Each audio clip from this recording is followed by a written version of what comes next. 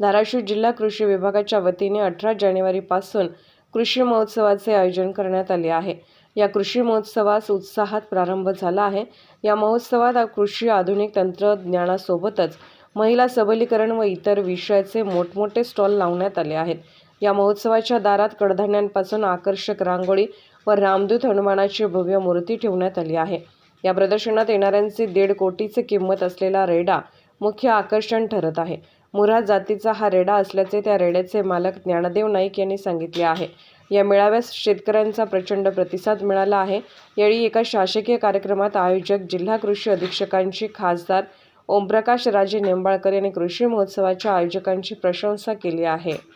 माझं नाव ज्ञानदेव विलास नाईक, कागवाड तालुका बेळगाव जिल्हा मंगसुळी गाव। रेड्याच काय ते दररोज 15 लिटर दूध आहे, 1-2-3 किलो चपूर शेंड आहे, 3 किलो पेंड आहे, 2 किलो आटा आहे। त्याची किंमत 1 कोटी रुपयाला मागितली। त्याला 2 टन भोजी आहे, ती दररोज 2000 रुपये खर्च आहे त्याचा।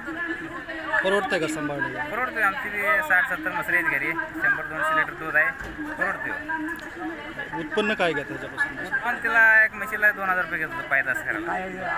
काय बदल काय आहे साध्या रेड्याचा आणि ह्या रेड्यातला बदल काय आहे? म्हणजे मुरात जात आहे, जात मुरा आहे।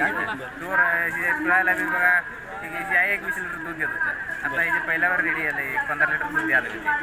म्हणजे पहिला दुधाला चांगले मुरा जात।